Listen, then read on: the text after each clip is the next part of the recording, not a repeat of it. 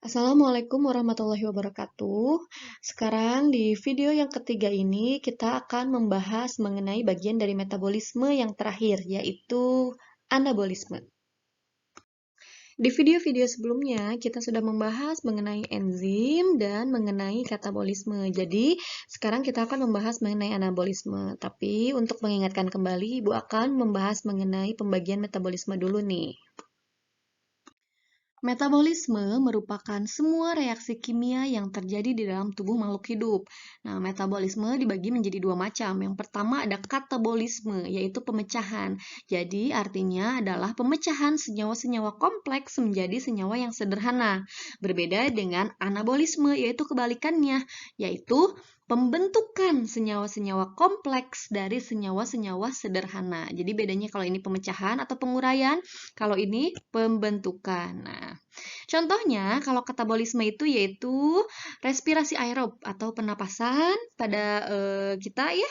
Kemudian respirasi anaerob itu contohnya fermentasi ya, ada fermentasi asam laktat atau fermentasi alkohol. Nah, kalau anabolisme pembentukan itu contohnya ada fotosintesis dan kemosintesis. Oke, sekarang kita bahas ya. Bagian dari metabolisme yang kedua yaitu anabolisme. Anabolisme merupakan reaksi pembentukan atau sintesis zat-zat yang sederhana menjadi zat-zat yang kompleks. Nah, ini kebalikan dari katabolisme ya. Kalau katabolisme itu kan merupakan penguraian dari senyawa yang kompleks menjadi sederhana. Kalau ini kebalikannya ya. Jadi pembentukan yang sederhana menjadi yang kompleks. Nah, contohnya itu adalah fotosintesis dan kemosintesis. Ingat, yang ada sintesisnya berarti itu anabolisme ya, merupakan pembentukan atau nama lainnya bisa asimilasi. Kemudian sifatnya anabolisme ini endoterm atau membutuhkan panas dan membutuhkan energi, kebalikan dengan katabolisme ya. Oke, kita bahas secara garis besarnya dulu mengenai fotosintesis. Nah, fotosintesis ini terjadi pada sel-sel tumbuhan yang memiliki kloroplas. Kloroplas ini merupakan organel sel di dalam tumbuhan yang di dalamnya terdapat klorofil atau zat hijau daun. Kemudian fotosintesis juga membutuhkan cahaya matahari dan karbohidrat ya. Nanti hasilnya itu akan menghasilkan oksigen dan glukosa. Nah, kita lihat reaksinya. Ini reaksinya kebalikan dari respirasi ya. Nah, lihat kalau fotosintesis dia itu karbon dioksida, kemudian ini H2O akan menghasilkan senyawa yang kompleks yaitu glukosa dan oksigen. Ini kebalikan dari respirasi ya. Jadi ingat gampang ngapalnya ya. Jadi fotosintesis itu perubahan dari karbon dioksida dan H2O akan menghasilkan glukosa dan oksigen. Nah, itu ya fotosintesis. Kemudian yang kedua adalah kemosintesis, di mana merupakan pembentukan bahan-bahan organik kompleks dari bahan-bahan anorganik sederhana menggunakan sejumlah sumber energi dari bahan kimia. Nah, kelas 1 atau kelas 10 biasanya sudah dibahas mengenai siklus biogeokimia ya, ada siklus sulfur, siklus nitrat, dan lain-lain. Nah, ini contohnya salah satunya yaitu proses nitrifikasi, di mana di sini terjadi perubahan amonia menjadi nitrat ya. Nanti kita akan bahas secara detailnya ya. Anabolisme yang pertama yaitu fotosintesis, di mana terjadi di dalam kloroplas. Nah, lihat kita ke sini dulu nih, kita lihat struktur dari kloroplas dulu nih. Kloroplas itu terdiri dari membran luar, kemudian membran dalam, ini ada dua membrannya. Kemudian di sini ada granum. Granum ini merupakan tumpukan-tumpukan dari tilakoid ya. Lihat, ini 1 granum, 2 granum, 3 granum, 4 granum. Nah, ini ada banyak ya, ada banyak granum. Kalau banyak granum berarti disebutnya adalah grana.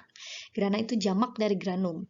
Kemudian lipatan-lipatan ini dinamakan dengan tilakoid nih. Ini 1 tilakoid, 2 tilakoid, nah 3 tilakoid gitu ya. Kemudian ini ada yang namanya stroma. Stroma itu adalah ruang kosong di antara granum-granum ini ya. Nah, ini ada namanya stroma. Nah, kita balik lagi ke reaksi nih. Reaksi fotosintesis ini dia kebalikan dengan reaksi dari respirasi. Kalau fotosintesis dia kan pembentukan senyawa kompleks ya dari senyawa sederhana.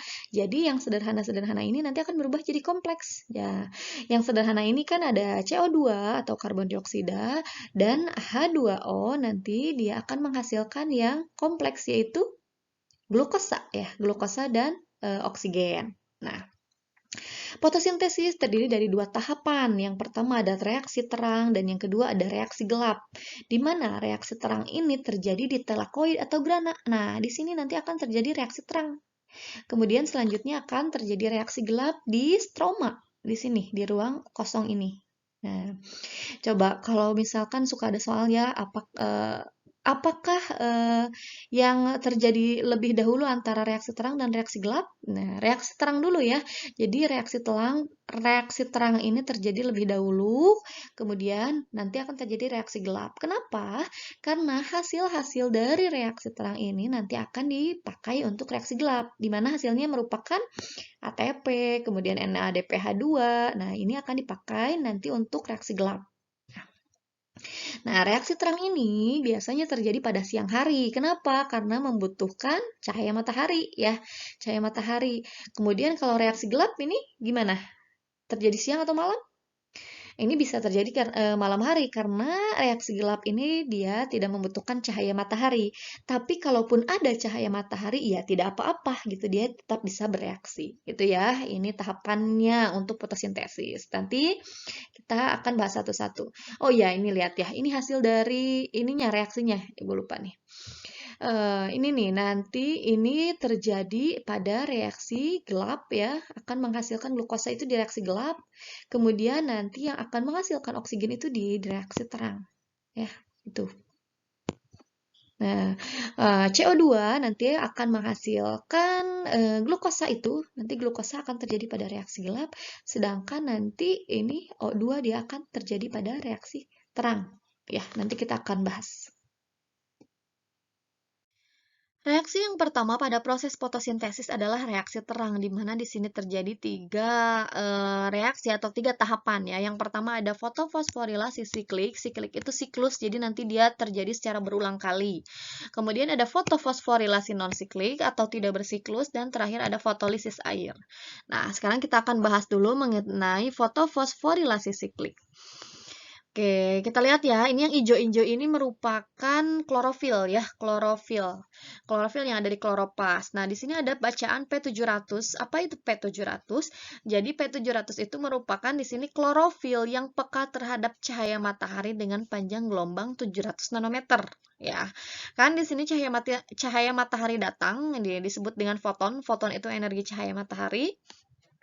Foton datang, dia kemudian masuk ke klorofil yang ada di kloroplas, kemudian dia akan mengeksitasi elektron atau mengeluarkan elektron. Ingat, ketika terjadi pelepasan berarti akan menghasilkan energi ya, energi. Oke, nah berarti di sini elektronnya itu merupakan elektron yang berenergi. Elektron ini lepas, kemudian diterima oleh akseptor primer atau akseptor elektron, kemudian dibawa lagi ke sini, ke tempat asalnya. Kenapa dibawa lagi ke tempat asalnya? Karena nanti dia akan menggantikan elektron yang lepas tadi, gitu ya. Nah, kemudian energinya kemana nih? Karena tadi dia merupakan elektron yang berenergi, kemudian dibawa oleh akseptor elektron, energinya dipakai untuk ini, ATP, menghasilkan ATP dengan cara mengikat ADP plus P menjadi ATP. Kemudian dia masuk lagi ke klorofil, kemudian datang cahaya matahari, dan terjadi eksitasi lagi terus saja seperti itu. Itu dinamakan dengan fotosistem 1 ya. Dia jadi terjadi berulang-ulang kali, yang dinamakan dengan siklik atau siklus. Oke, sekarang yang kedua ada fotofosforilasi non-siklik. Nah, fotofosforilasi non-siklik ini dia berbarengan reaksinya terjadi dengan fotolisis air. Kenapa? Karena nanti reaksi-reaksinya itu reaksi fotolisis air ini dia akan dipakai untuk melakukan fotofosforilasi non-siklik. Oke, kita lihat ya, kita bahas satu persatu nih. Ini kan sama ya, ini klorofil yang membedakannya adalah gelombang cahaya yang diterimanya. Kalau di fotosistem 2 dia P680, berarti dia hanya peka terhadap cahaya matahari dengan panjang gelombang 680. Kalau di fotosistem 1 ini P700, berarti peka terhadap gelombang cahaya matahari dengan panjang gelombang 700 nanometer. Oke, di sini foton datang, sama dua-duanya foton datang, kemudian masuk ke dalam klorofil masing-masing dan akan mengeksitasi elektron. Dua-duanya di sini akan mengeksitasi elektron atau mengeluarkan elektron dan dibawa oleh akseptor primer. Nah, untuk yang 680 ini, ketika dia dibawa oleh akseptor primer atau akseptor elektron, dia akan dibawa untuk menggantikan elektron yang lepas di P700. Kan tadi dia juga mengeluarkan ya. Nah, digantikan oleh si P80. Ya, nah sebelum menggantikan kan dia berenergi nih, energinya dipakai untuk apa? Sama seperti tadi, jadi energinya itu dipakai untuk mengikat AdP plus P sehingga menghasilkan ATP. Ini ya hasilnya ATP. Kemudian dia masuk untuk menggantikan 2 elektron yang lepas tadi. Nah, berarti udah sampai situ. Sekarang di sini nih, si 680 kan tadi mengeluarkan elektron ya. Terus dia digantikan oleh apa nih elektronnya? Kalau tadi kan yang ini dia udah digantikan. Yang ini siapa nih yang menggantikannya? Nah, dia digantikan oleh 2 elektron dari fotolisis air. Ya, 2 elektron hasil dari fotolisis air itu menggantikan 2 elektron yang lepas pada fotosistem 2 yang P680 ini. Kayak gitu, ya. Oke, berarti ini sudah selesai, udah ada penggantinya. Ini juga, sekarang kita tinggal bahas ini kemana nih. Nah, si yang P700 ini, P700 nanti dia akan mengeksitasi atau mengeluarkan elektron berenergi, diterima oleh akseptor primer, kemudian dibawa oleh akseptor primer ini menjadi NADP plus atau reduktase. Nah, NADP plus dia akan berikatan dengan H plus. Gimana nih reaksinya? Berarti NADP berikatan dengan H plus. NADP. Jadi apa? NADPH ya. N2 plus jadinya gitu ya. Nah, kenapa di sini masih plus? Kita kan pengennya bukan yang plus untuk dipakai di reaksi selanjutnya atau di reaksi gelap. Nah, caranya gimana? Dengan menambahkan 2 elektron. Sehingga hasilnya NADPH2. Ini yang kita inginkan. Ya, di sini jadi hasilnya nanti NADPH2. Kayak gitu, ya. Hanya dari mana ini? Ingat, hanya dari sini, dari fotolisis air, ya. Tadi ini, dari fotolisis air. Oke, sampai di situ bisa dipahami nggak? Coba kita ingat-ingat lagi. Reaksi terang ini berarti apa aja hasilnya? Ada ATP, ada NADPH, dan ada O2. Nah, yang akan dipakai, oke kita Ibu tulis dulu di sini ya. Yang hasilnya itu adalah ATP, kemudian ada NADPH 2 dan oksigen ya atau O2. Nah, yang akan dipakai untuk reaksi selanjutnya atau reaksi gelap adalah ATP dan NADPH. Kemudian O2-nya kemana nih? O2-nya itu dia keluarkan dari tumbuhan ya gitu, dikeluarkan ke atmosfer untuk dipakai makhluk hidup lainnya untuk bernapas kayak gitu. Itu ya. Jadi yang dipakai selanjutnya itu hanya ATP dan NADPH, sedangkan O2-nya dikeluarkan ke atmosfer. Seperti itu ya. Mudah-mudahan bisa dipahami. Reaksi yang selanjutnya yaitu reaksi gelap atau disebut juga dengan siklus Kelvin-Benson. Nah, ini terjadi di stroma yaitu ruang kosong mitokondria ya. Nah, dan terdiri dari 3 tahapan yaitu fiksasi CO2 oleh RUBP, kemudian reduksi APG menjadi PGAL dan regenerasi RUBP. Ini ada 3 tahapan yang terjadi pada siklus Kelvin. Nah, yang pertama ada fiksasi CO2 oleh RUBP. Fiksasi itu adalah pengikatan kalau bahasa Indonesianya nih kita lihat. RUBP dia datang untuk memfiksasi CO2 sehingga menjadi C6 ya.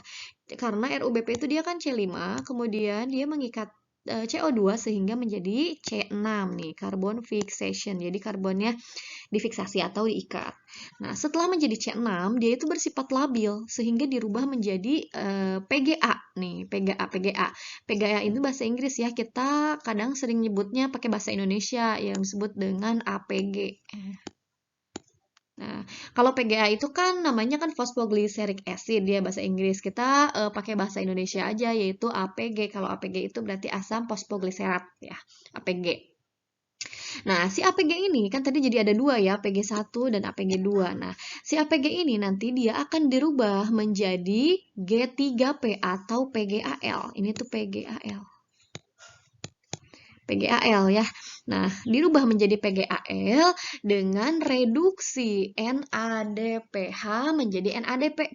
Jadi nanti ada H yang datang untuk memberikan H-nya sehingga nanti dia berubah menjadi PGAL.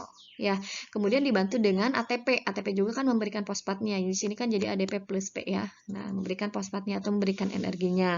Sehingga terbentuklah PGAL. Oke, ini ya reduksi APG menjadi PGAL udah selesai. Tadi fiksasi juga di sini udah ya, sudah.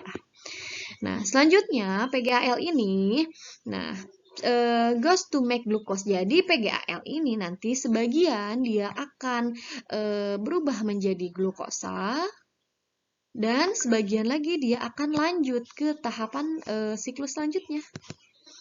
Kenapa jadi glukosa? Karena PGAL ditambah PGAL sama dengan glukosa ya. Jadi nanti kalau jadi dari PGAL hasil dari siklus Kelvin ini nanti akan terbentuk glukosa kayak gitu.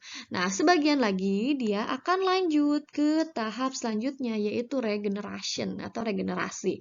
Regenerasi si G3P atau PGAL ini dia akan berubah lagi menjadi RUBP dengan bantuan ATP ya. Nih, jadi RUBP kembali. Nih regenerasi. RUBP. Jadi hasilnya itu dari reaksi gelap itu yang dikeluarkan adalah apa? Glukosa tadi ya, glukosa karena sebagian ini dikeluarkan. Nah, glukosanya kemudian sebagian lagi nanti akan masuk ke siklus selanjutnya. Oke, mudah-mudahan bisa dipahami ya. Oke, setelah reaksi-reaksi tadi yang kita bahas, sekarang kita summary atau kita simpulkan hasil-hasil dari reaksi terang dan hasil dari reaksi gelap. Nah, reaksi terang kan hasilnya itu ada ATP, kemudian ada NADPH2 dan ada O2. Kemudian reaksi gelap itu ada glukosa. Tapi kenapa di reaksi ini hasilnya hanya ada glukosa dan O2 saja? Kenapa? Kenapa ATP dan NADPH-nya tidak masuk menjadi hasil fotosintesis? Karena ya ATP dan NADPH itu dipakai untuk bahan baku selanjutnya di reaksi gelap sehingga ini tidak jadi hasil murni ya, hasil mutlak dari fotosintesis gitu ya karena dia dipakai lagi untuk tahap selanjutnya. Nah, hasil murninya itu yaitu O2. O2 itu dia dihasilkan di reaksi terang. Kemudian glukosa dia dihasilkan di reaksi gelap ya. Kayak gitu ya. Jadi reaksinya itu 6CO2 plus H2O menghasilkan C6H12O6 yaitu glukosa dan O2 yaitu oksigen. Gitu ya. Mudah-mudahan dapat dipahami dengan baik. Selanjutnya, selain fotosintesis, yang kedua ada kemosintesis, di mana terjadi pembentukan yang dibantu oleh bahan-bahan kimia. Contohnya itu adalah nitrifikasi. Nitrifikasi itu merupakan perubahan nitrit menjadi nitrat ya, yang dibantu oleh bakteri. Yang pertama ada nitritasi. Nitritasi itu perubahan dari amonia menjadi nitrit ya. Amonia menjadi nitrit, mau amonium juga bisa amonia menjadi nitrit ya. Dengan dibantu apa? Dengan dibantu oleh bakteri, namanya itu nitrobakter ya, nitrobakter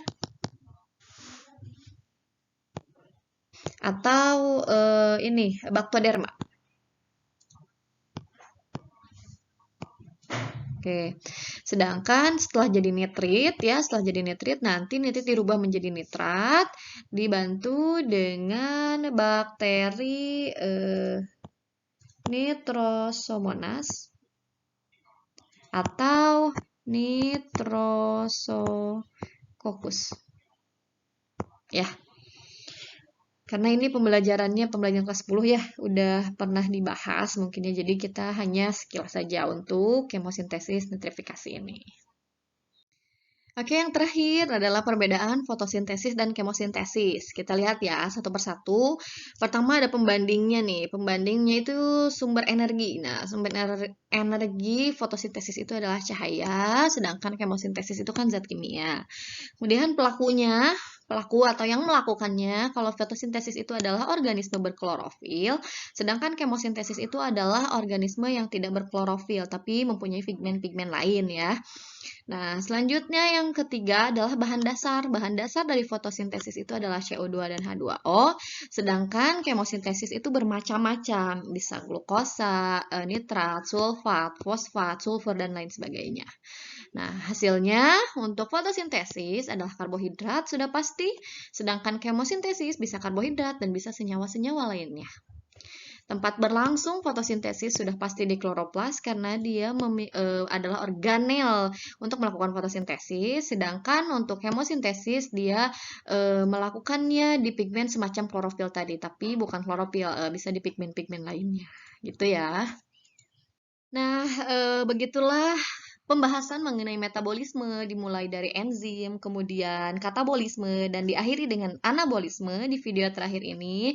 Mudah-mudahan kalian paham dengan apa yang telah Ibu bahas dari awal sampai akhir. Terima kasih sudah menyimak. Kurang lebihnya Ibu mohon maaf jika ada kata-kata yang kurang berkenan, mohon dimaafkan. Jika ada yang mau ditanyakan, boleh di komentar. Oke.